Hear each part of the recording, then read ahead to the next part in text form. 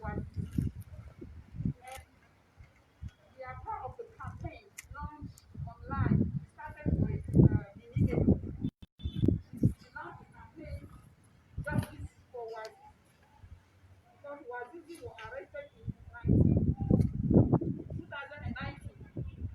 and since then, nobody.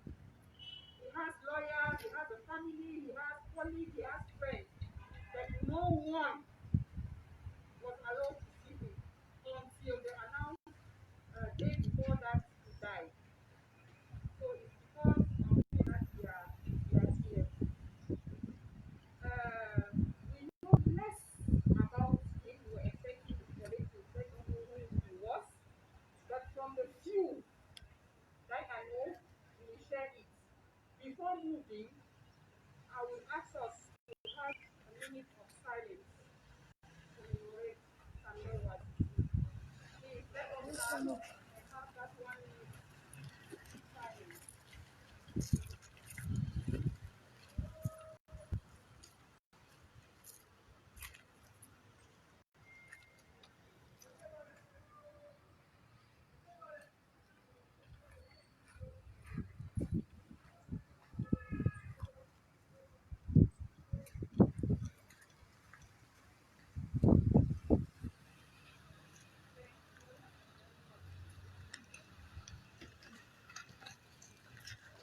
Our our event, our afternoon, our this activity is going to be really, really participative because we all are going to say something about Samuel Wazizi. Whether the way you will get informed of arrestation, any information you have about Samuel Wazizi, and what are you feeling about that, about his killing. It will be important for us to share all these ideas, pay tribute to Samuel Wazizi. So, as I said, very, very imperative. It means that everybody here will say something. We say something, even I don't know who Samuel Wazizi, it will be okay. But we all have to say something today about Samuel Wazizi. And thank you. We have here the whole team of MP4. MP4, who is a political party member of Stand Up for Cameroon, fully represented here. And we are heartily welcome and thank you for always being there when we solicit you. A part of which we have, Yeye was here, UPC Maniden, which is another party, a member of Stand Up for Cameroon and CPP. So we will start. And the first person I will call here will be the president of MPPR. Executive Secretary, yes. We would like to hear a word from you about what is happening, what is going on in Cameroon, whether the arrestation, the torture, the kidnapping of Samuel Wazizi. It will be the same exercise for everybody in 2 minutes, so that we will not stay too long here. I'll be short. Yes, thank you. Thank you. Tout à fait, Ukraine. I'm very impressed by English. Bonsoir à tout le monde. Donc, je suis Hiram Samuel Yodi, je suis le secrétaire exécutif du MP3, le Mouvement patriotique pour la prospérité du peuple. Je crois que nous sommes la toute dernière organisation à avoir rejoint Stand Up for Cameroun. Je ne vais pas particulièrement parler de Samuel Wazizi, je ne le connaissais pas. Je découvre il y a 3 ou 4 jours, comme tout le monde, il y a 3 jours, comme tout le monde, la nouvelle extrêmement choquante. Mais je vais parler un peu, rapidement du contexte des libertés dans notre pays. Parce que qu'un journaliste en exercice de ses fonctions puisse être arrêté, gardé pendant 10 mois sans que sa famille et ses avocats n'aient de nouvelles de lui est extrêmement préoccupant.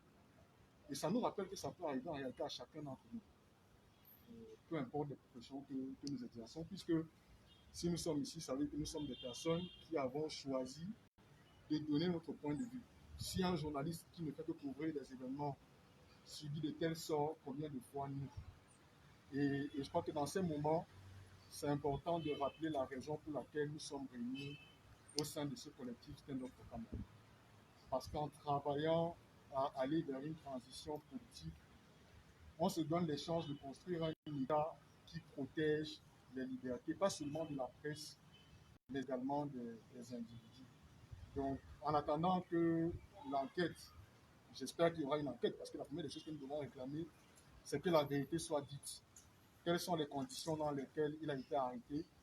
Quels sont les motifs pour lesquels il a été arrêté? Quelles ont été les conditions de son transfert de Douala vers Yaoundé? Qu'est-ce qui s'est passé à Yaoundé? Pourquoi pendant 10 mois, sa famille et ses avocats n'ont pas eu accès à lui? Pourquoi c'est difficilement 10 mois après qu'on nous donne des nouvelles? Moi, c'est juste de nous encourager. On n'est qu'une vingtaine ici. On représente des organisations qui ont beaucoup plus de membres que ça, à continuer à mobiliser les nôtres pour qu'on mette la pression pour que la vérité soit dite, mais que l'on travaille malgré les contraintes de la crise sanitaire actuelle pour parvenir à une véritable transition politique. Au début de l'année, on a dit que 2020 était l'année de la transition politique au Cameroun. C'est vrai que nous sommes pris par des crises qui nous dépassent, mais il ne faut pas baisser les bras. Donc moi, c'était principalement cela. Et d'affirmer encore une fois de plus qu'en tout cas, le MP3 continuera d'apporter sa contribution au soutien des journalistes, pour que, quelle que soit l'action qu'ils décident de poser, qu'on puisse parvenir à obtenir la vérité dans cette affaire. Merci. Merci beaucoup. Merci, M. Durand. Et je vous rappelle, il y a une information ce matin. J'ai appris que le communicateur de l'armée a parlé en disant qu'il avait été effectivement transféré à Yaoundé. Il est tombé malade, il est décédé, et puis c'est sa famille. Sa famille aurait été informée, famille qui aurait négligé ou bien n'aurait pas donné suite à cette interpellation de l'armée. Donc, je ne sais pas s'il a dit, eux, ils avaient déjà enterré ou pas, ou si le corps de Wadi était toujours en détention. Disponible à l'hôpital militaire. Si vous avez suivi un peu cette histoire, comme nous l'avons suivi, parce que, en réalité, l'affaire Samuel Wadissi passait au tribunal. Il a des avocats, son affaire passait au tribunal, et à chaque audience, il ne se présentait pas et on renvoyait l'affaire. Les avocats ont sollicité même les BA corpus. Ils n'ont jamais, qui a été rejeté par 2 fois, pour des raisons fallacieuses. Et quand le communicateur de l'armée vient nous dire aujourd'hui que la famille était au courant, alors qu'on sait très bien qu'il avait des avocats qui ne demandent que depuis 10 mois avoir accéder à leurs clients, on est tenté de dire, nous, à Stand Up for Cameroun, arrêtez de nous prendre pour des enfants. Arrêtez, respectez-nous même quand vous nous manquez. Parce que si ce monsieur avait été transféré à Yaoundé, on l'aurait su. Dès le premier jour, sa famille aurait même annoncé, parce qu'il y avait toute une campagne qui n'était pas seulement nationale, il y avait toute une campagne internationale qui était lancée, le CPJ était le Human Rights Watch, Amnesty, tout le monde est sur ce dossier. Et à chaque fois, ils ont interpellé le gouvernement camerounais, qui toujours est resté muet, et on a continué avec les procès, les audiences, sans sa présence. Et un beau matin, ils lancent la rumeur, parce qu'il faut dire qu'ils vont d'abord lancer la rumeur qu'il est mort, que la population s'en accapare, parce que ça, c'est leur modus operandi. La rumeur sort, nous on tombe dessus, on le prend, et puis quelqu'un vient confirmer. C'est ce qui est en train de se passer. Donc, c'était pour ajouter un peu d'informations par rapport à ce qui est disponible. Là, je vais donner la parole. Je ne sais pas comment vous vous appelez. Ok, Marcel, vous allez prendre la parole et en 2 minutes nous dire un peu sur ce qui est en train de se passer, etc. Marcel Ouazizi, et ce que vous pensez qu'il doit être fait. Ok, bonsoir à vous. Bonsoir. Mon nom c'est Martial Ouazizi. Rapport la transition de notre pays. Vous allez parler un peu plus fort, sans beaucoup bouger. Avec les masques, Tu peux enlever la distance. C'est pas grave. Donc, partout il y a la transition. J'y suis. Il y a de cela 3-4 jours sur mon téléphone, j'ai aperçu cette photo. Et moi, ce qui m'a étonné, c'est le fait que 10 mois, que personne n'était au courant qu'il était mort ou qu'il se trouvait. Et ce qui m'a indigné, c'est le silence de... Voilà ce qui m'a indigné plus là-dessus. Je ne vais pas être trop long. Je suis juste devant vous comme un Camerounais indigné par ce qui s'est passé et qui ne voudrait plus que ça se reproduise. Et vous avez ajouté quelque chose que j'ai trouvé pertinent. On doit se mobiliser parce que moi, ma motivation première d'être ici, c'est quand on vient de la transition en 2020. Moi, je me suis dit que ça, c'est l'année où soit ça passe ou ça casse. Donc, on doit finalement, comme vous avez dit, se mobiliser et ensemble, qui pourra déboucher à une sortie meilleure. Merci beaucoup. 2020, année de la transition.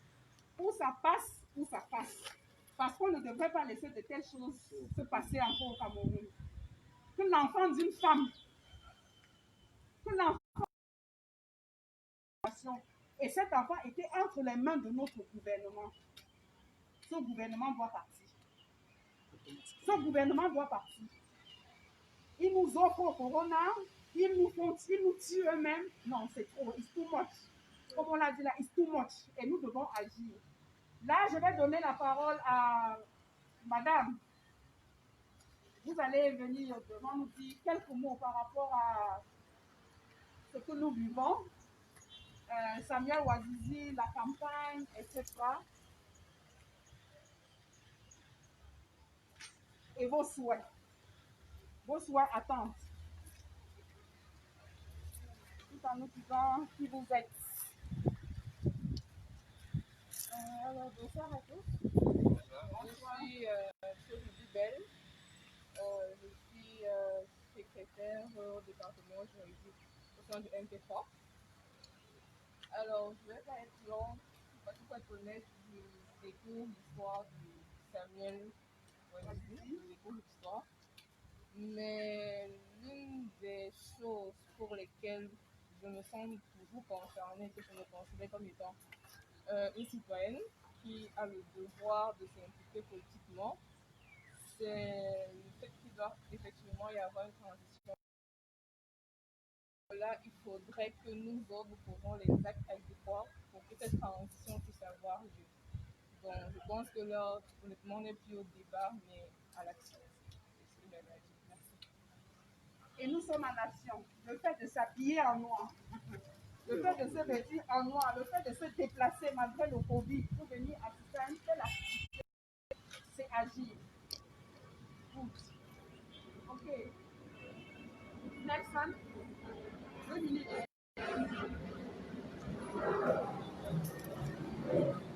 Bonsoir à tous, bienvenue au Stand Up. Moi c'est Nelson Dalou, membre et aussi militant de l'MFC. Déjà je suis fier et je suis aussi un peu déçu. Je suis fier déjà parce que nous avons pu nous rassembler, nous indigner aujourd'hui par rapport à ça, par rapport à cette tragédie. Je suis déçu parce que le nombre, malgré le fait que nous sommes là, malgré qu'il y a Corona, le nombre pour moi est peu. Parce qu'au Cameroun, on a déjà tellement vu que ça là, ça devait être la goutte d'eau qui fait déborder le vase. Il y a eu Garou récemment, ça n'a pas indigné autant les Camerounais. Ça aussi, ça n'indigne pas les Camerounais, c'est ça qui me déçoit. On voit les États-Unis aujourd'hui, les Camerounais s'indignent par rapport à George Floyd comparé à notre journaliste, à notre compatriote qui est mort par les exactions de l'armée. Là, c'est ça qui me déçoit vraiment. Si on pouvait, nous, tout le monde s'indigner par rapport à ceci, puisqu'on cherche beaucoup de choses qui vont nous rassembler pour marcher, pour protester, on ne voit pas. Ça, au moins, c'est un élément clair qu'on ne doit pas accepter. Ça, vraiment, je vous en prie d'encourager aussi de vos amis, vos frères, de s'indigner davantage. Parce que là, je ne sais pas ce qui peut nous indigner de plus que ces histoires qu'on voit comme ça chaque jour. Donc ça, c'est mon point de vue. Et j'encourage encore tout le monde à toujours rester mobilisé et disponible pour stand-up. Merci Nelson. Et c'est bien de nous rappeler Garbou parce que les atrocités, c'est ce que produit le plus notre gouvernement depuis au moins 10 ans. On ne peut pas passer une semaine, je l'ai dit un mois au Cameroun sans que quelque chose d'atroce nous arrive. On peut en citer en quantité et à l'appel, même comme ça ne mobilise pas les Camerounais. On a Garbou, on a les femmes et les enfants tués à l'extrême nord. On a toujours même dans cet extrême nord ces jeunes qui avaient été enfermés dans un espace clos et pour la plupart qui sont décédés. On a des arrestations, qu'est-ce que je veux dire? Pour ne pas dire des tueries à ciel ouvert au nord-ouest et au sud-ouest. On a Ezeka, est-ce que j'ai parlé d'Ezeka? On a Ezeka qui a eu lieu, on a vu la gestion. Qu'est-ce que je vais citer? Il y en a tellement. Et à chaque fois, les Camerounais perdent de la vie. À chaque fois, les familles pleurent. À chaque fois, on doit compter en moins le nombre de Camerounais. Et ça doit cesser. Nous devons essayer de laisser faire. On a beau être 10, on peut agir. C'est ici que ça commence. Donc, sous la dictature, c'est pas facile. 38 ans de dictature, c'est pas facile. Il faut toujours un pas. Le pas, nous l'avons commencé et bien évidemment, ça va grossir le pas. Je vais inviter notre camarade qui vient d'EDEA, monsieur Noël, qui va nous dire aussi un peu, est-ce que EDEA est au courant de cette affaire, tout au moins? Qu'est-ce qu'on dit à EDEA par rapport à Samuel Ouadou? C'est bien.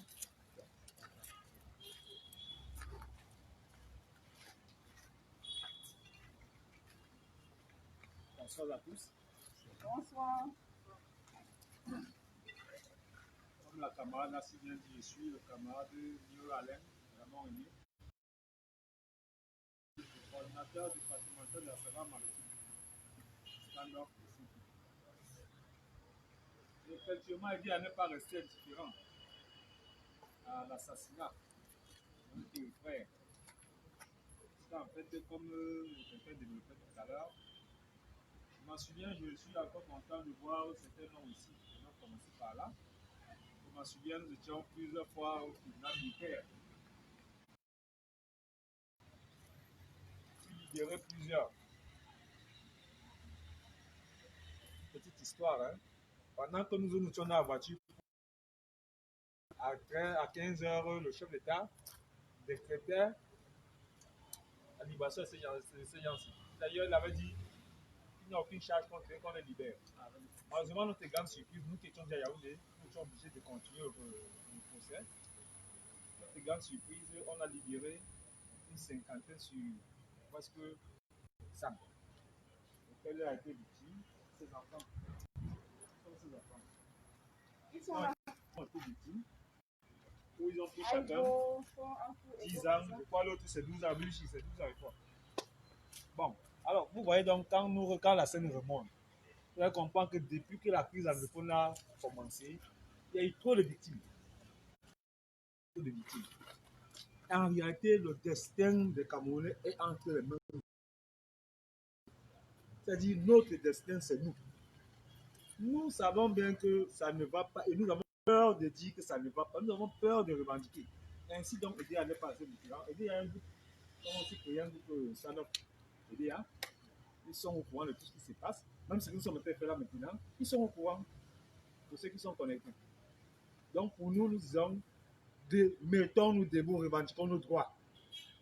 Le pouvoir ne se donne pas, il s'arrache. Tant que nous aurons peur, nous n'allons jamais aborder ou bien atteindre notre objectif. Parce que l'objectif ici, c'est la transition politique, libérer le peuple camerounais qui est opprimé. Je vous remercie, c'est tout ce que j'ai à dire. Merci. Il a bien fait de dire qu'il y a plein d'autres prisonniers qui sont détenus au Cameroun. On a listé quelques-uns et on est là. Aïbo fait pour Mouzo, Fort Afou, Gok Hazard, qui sont des jeunes. Je ne sais pas s'il faut dire élèves ou étudiants, parce que c'est l'année où ils passent leur bac qu'ils sont arrêtés.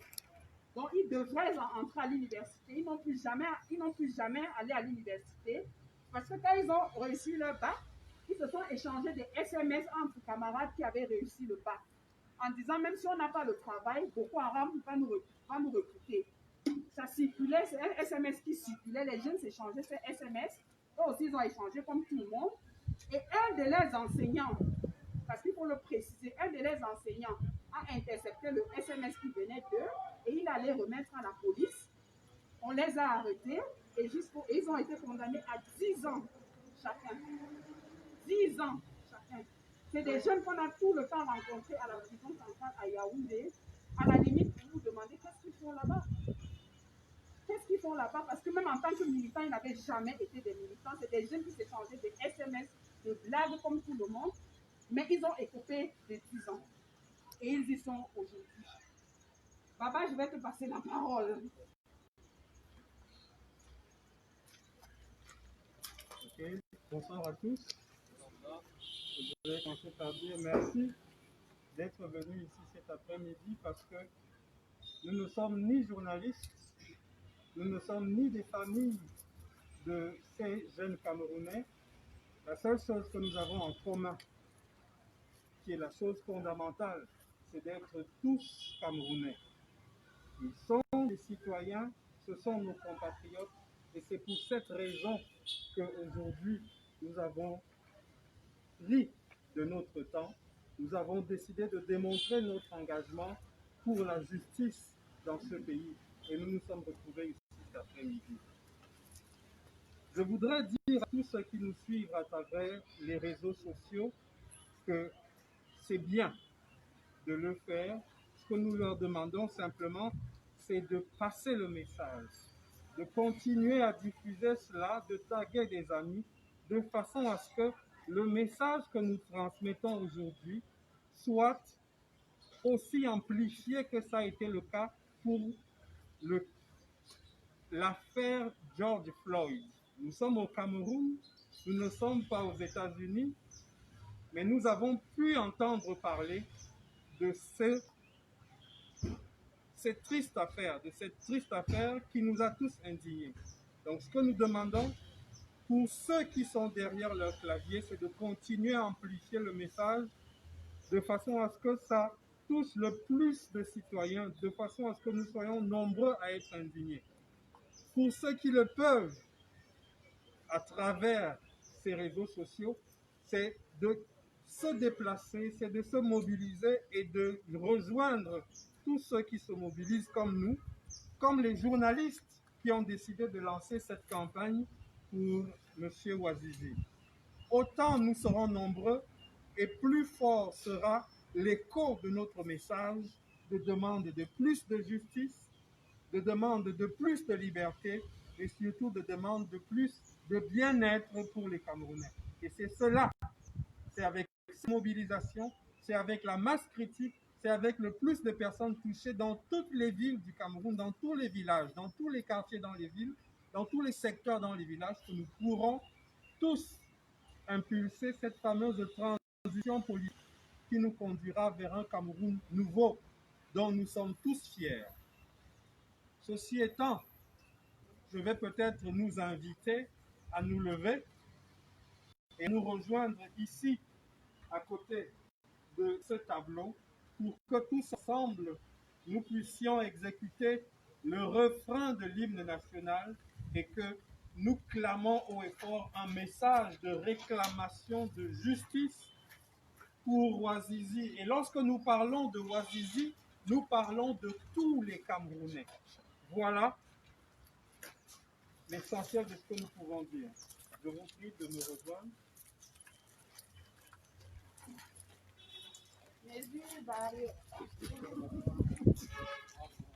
Yes, allons-y.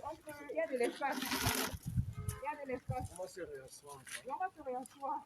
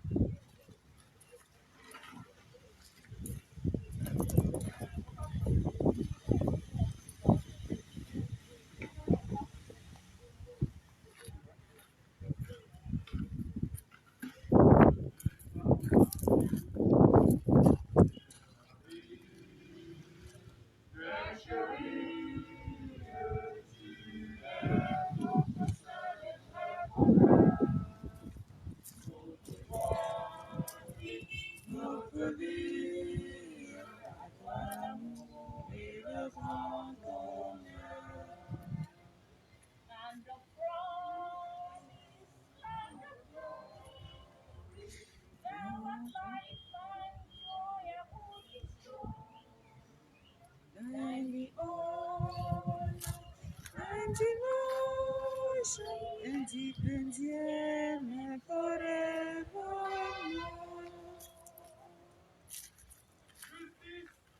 For what is it? Justice for Wazizi! Justice for Wazizi! Justice for Wazizi! Justice for Wazizi! Justice for Wazizi! Justice Wazizi!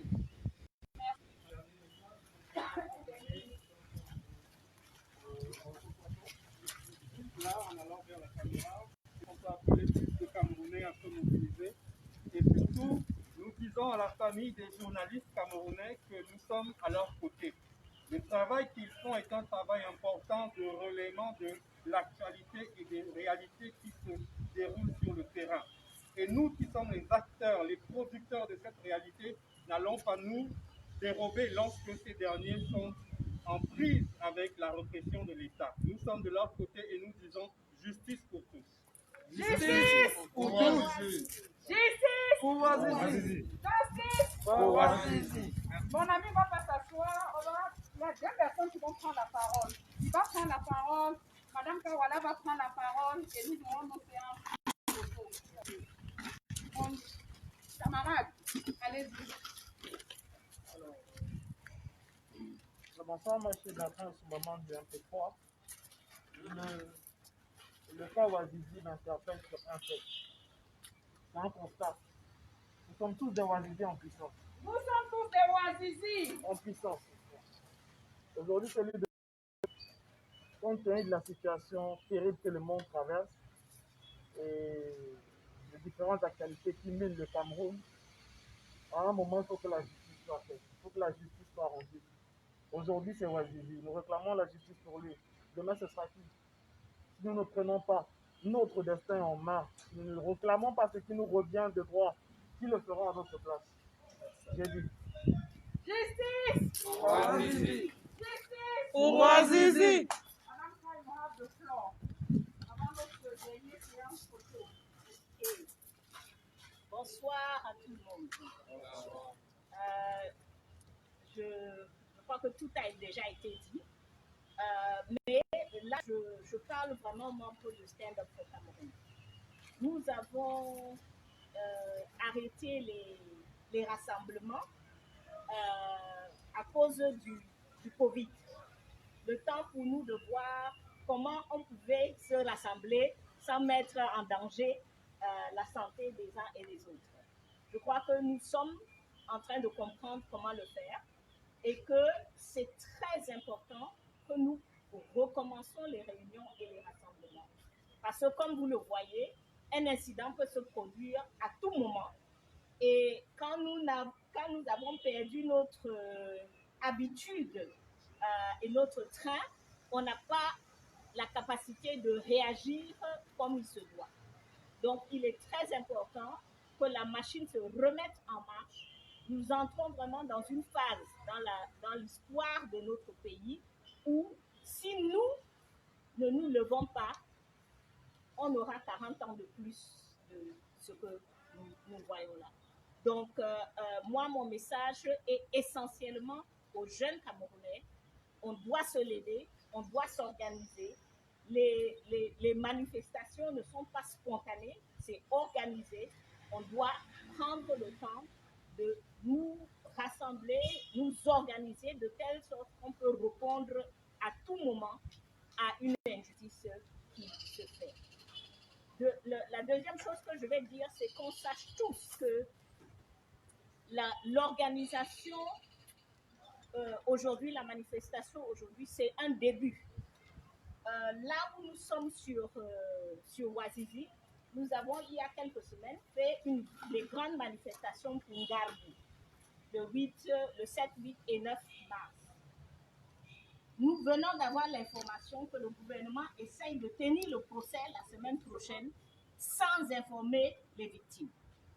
Donc, il est très important pour nous tous de savoir que ce type d'incident, ce n'est pas un jour, ce n'est pas une semaine, c'est tout un processus. Nous devons rester auprès des journalistes, auprès de la famille de Wazizi, jusqu'à ce qu'il y ait justice.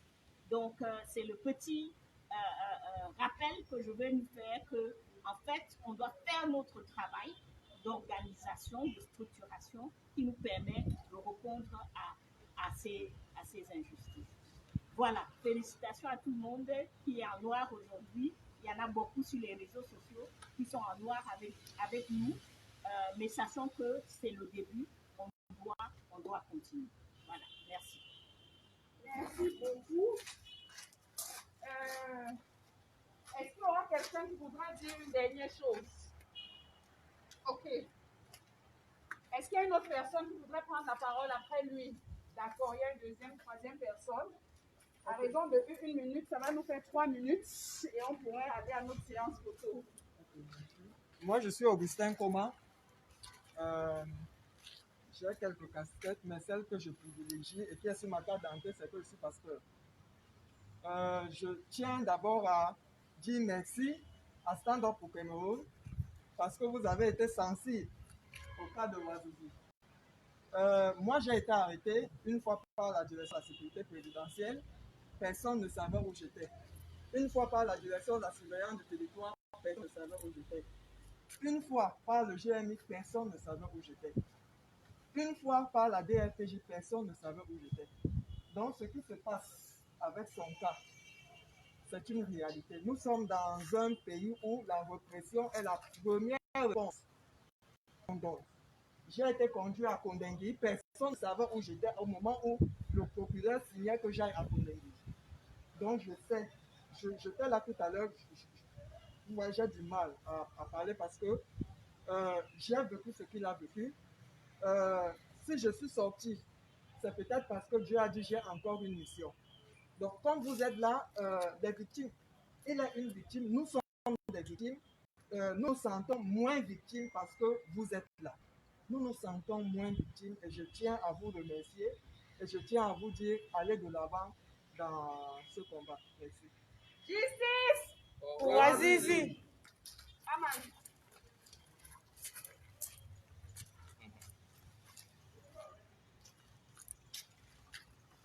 Bonsoir à tous et à tous.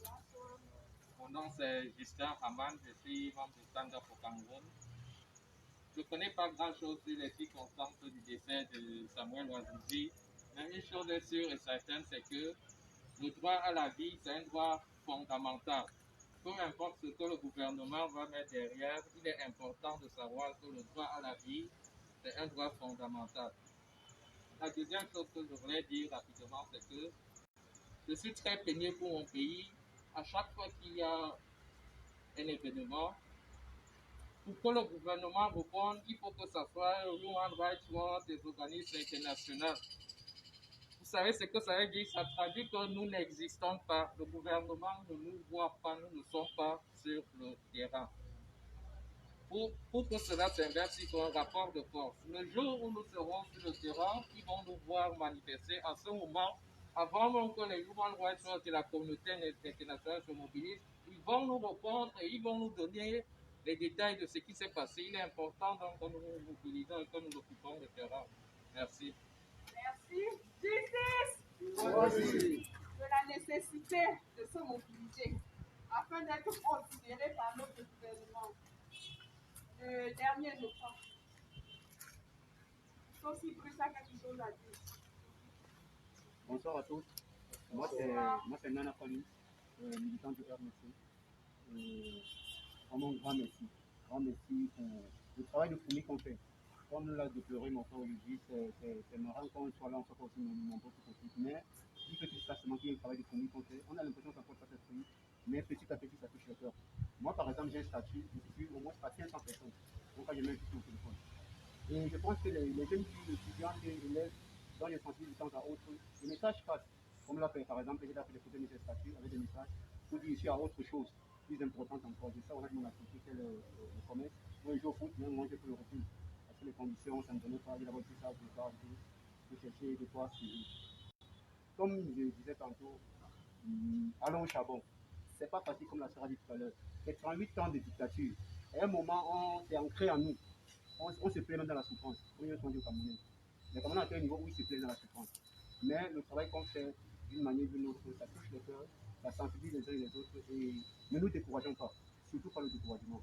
Restons focus sur ce qu'on a fait, que nous serons deux, que nous serons trois, restons simplement pas chemin. C'est tout ce que je voulais rajouter à ce que les autres ont dit. Justice! Et surtout, comme il a dit, nous devons aller au charbon. Sinon, nous serons carbonisés. C'est très important. Nous avons fini avec la phase de parole. Il est important, ça c'est primordial, c'est incontournable, pour sortir de cette situation où nous sommes, où un gouvernement peut faire disparaître des Camerounais, parce qu'on parle d'arrestation, je ne sais pas si on dit que Ouadji a été arrêté. Il a été enlevé, il a été kidnappé, parce qu'une arrestation au pays a une il n'a jamais été question que ce soit Ouadji. La plupart des prisonniers politiques qui sont à Conakry et partout, ils enlèvent, le gouvernement enlève ses citoyens, qui torture ses citoyens, qui n'a de réponse. Je crois que plusieurs personnes l'ont dit ici. La seule réponse et la réponse unique qu'ils donnent, que le gouvernement donne à cette situation, c'est la violence. Violence qui, la plupart du temps, aboutit à la mort. Faut-il que nous continuions à nous laisser tuer? Qui souhaite mourir ici? Personne. Sincèrement, qui souhaite mourir? Pourquoi nous on a les masques? C'est pour se protéger. C'est pour libérer le pays, moi je peux mourir.